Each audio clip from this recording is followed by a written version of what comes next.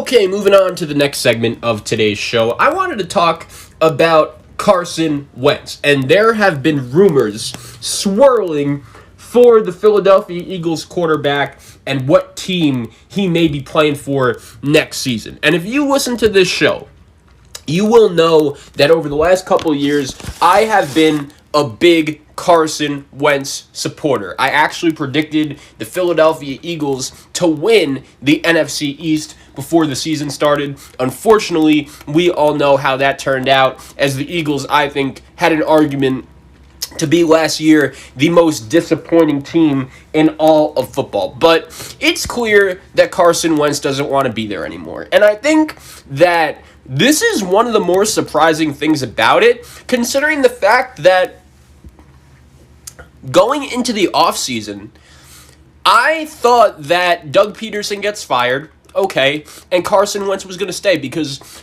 we all saw the reports about Carson Wentz and Doug Peterson's relationship being quote-unquote fractured upon repair. And I thought when the Eagles decided that they were going to let Doug Peterson, the same coach that, by the way, won their franchise, their first Super Bowl title in ages, well, ever, but their first championship in ages, I was surprised that they decided to let him go, and still Carson Wentz is being this adamant about getting traded. And I am very curious to see what exactly the market for Carson Wentz looks like exactly over the next couple weeks. And let me explain to you what I mean. The two teams that come to mind in terms of the two favorites most likely to be on the move for Carson Wentz and wanting him is the Chicago Bears and the Indianapolis Colts. Now, both of those teams were playoff teams last year that I think have pretty solid defenses that could be thinking, okay, we're a quarterback away. And I think that so far this offseason, we've all seen the reports of guys like Adam Schefter and guys like Jay Glazer coming out here and saying, oh, there are going to be 10 to 15 to 20 quarterbacks that could possibly be on the move for this upcoming offseason. And I don't necessarily know if I believe that, because it's not like there was that much of an active market for Carson Wentz. I would be very surprised if next season Carson Wentz is playing on a team not named Chicago or not named Indianapolis. And there were rumors and reports that came out over the weekend that the Indianapolis Colts, their head coach Frank Reich is the former Eagles quarterback coach, and when Carson Wentz was at the top of his game in 2017 with the Philadelphia Eagles, it was actually Frank Reich who was his quarterback coach. And to be honest, since that injury, Carson Wentz has not played that good of football. And I do think with that offensive line that they have going in Indianapolis and some of those weapons, if the Colts are willing to pay the contract and they are willing to give up a package that the Eagles would accept, I think that would be maybe Carson Wentz's best shot if he wants to still be an NFL quarterback. However, the rumor that dropped was the Colts offered Philadelphia 2 second-round picks for the services of Carson Wentz, and the Eagles actually declined that trade. And I'm curious, are the Eagles going to be able to get a first-round pick back for Carson Wentz? Because I'm starting to think they're not. The Chicago Bears apparently offered their first-round pick, and Philadelphia turned that down as well. Or, excuse me, it was the other way around. Philadelphia offered Wentz for the Bears' first-round pick, and the Bears said no. And if the Bears are saying no to that trade, and the Eagles are saying no to the Colts' offer of 2 second-round picks, then where exactly is Carson Wentz going to be playing football next year?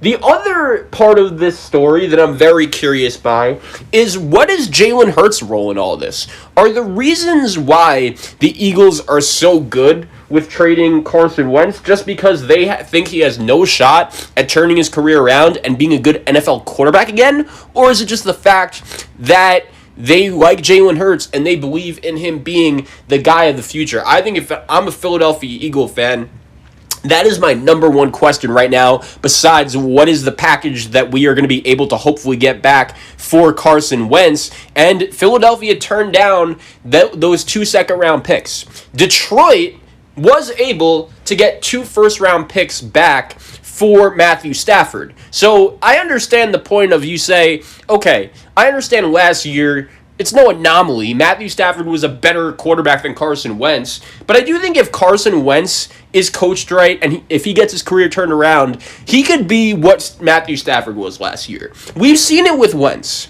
I don't think the talent is the issue. As crazy as this sounds, I think his attitude in the locker room and his attitude at practice could have been one of the main reasons why it's looking like his time in Philadelphia is going to be coming to an end rather soon. It's crazy. And we've discussed this many times throughout the show. What are we going to blame? Who are we going to blame that on? Carson Wentz obviously takes the majority of it, but I'm not a Jeff Lurie fan. I'm not a fan of Howie Roseman as a general manager at all. Doug Peterson and Carson Wentz's relationship is obviously fractured, but Carson Wentz has to be a better teammate because if it doesn't work out in Indianapolis, I think there's a very good shot if he ends up going there, Chicago, wherever. I think there's a very good shot that this could be Carson Wentz's last opportunity as a starting quarterback in the NFL. And I know that sounds like a crazy statement, but he just was that bad last year. And I don't understand, if you're Philadelphia, how confident you could be that you're going to be getting back a first-round pick for this guy. I understand that quarterback is the most important position. And what a lot of people have been saying over the past week is, look at the Tampa Bay Buccaneers and what they were able to do, bringing in Tom Brady, and that showed that even though their roster was super talented, it clearly wasn't close to a Super Bowl until Tom Brady got there. Brady, the quarterback, gets there, and that put them over the top, and now the Buccaneers are Super Bowl champions. And why I bring up the Buccaneers is, besides quarterback, guys 2 to 53 on their roster, I think that Tampa Bay isn't that far off from Indianapolis and Chicago. Chicago's defense hasn't been as good as it was 2 years ago over the past 2 years, but they still got some dogs on that defense. I still think when coached up in the right way, thankfully, if you're a Bears fan, Chuck Pagano is gone. That experiment didn't work out too well. But the Bears are going to be bringing in a new defensive coordinator. I think that defense still has some potential.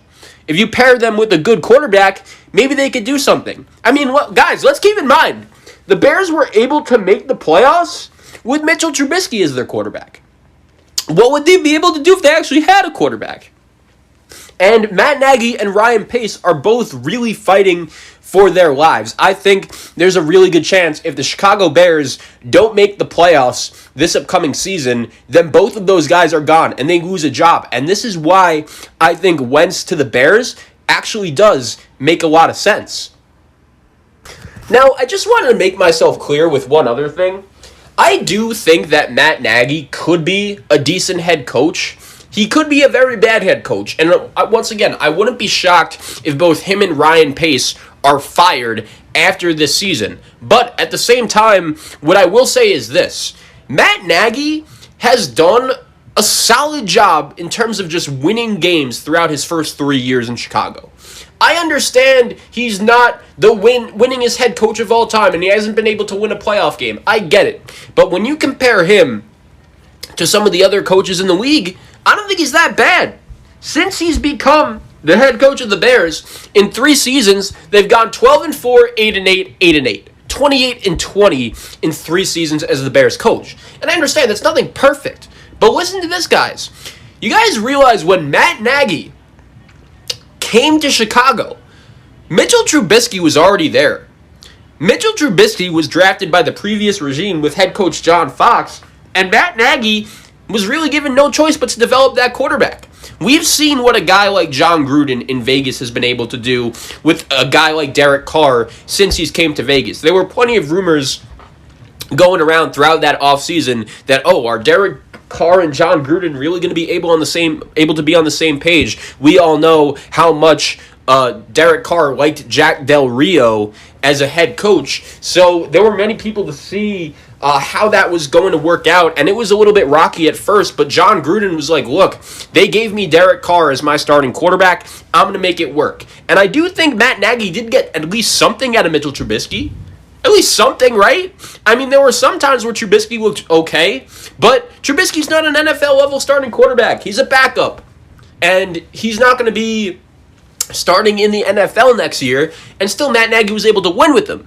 The problem is, if you're Matt Nagy, I don't know if you're going to want to draft and develop a quarterback from this draft class because you're on the clock, bro. As I said, if you don't make the playoffs, odds are both you and your general manager are out. So with that being said, I think Carson Wentz is going to be a Chicago Bear week 1 of next season. Because if the Bears don't get Carson Wentz, who is their quarterback going to be? Jimmy Garoppolo? Alex Smith? Because Cam Newton? Andy Dalton? Because I'll say this, I think that the Bears aren't that far off.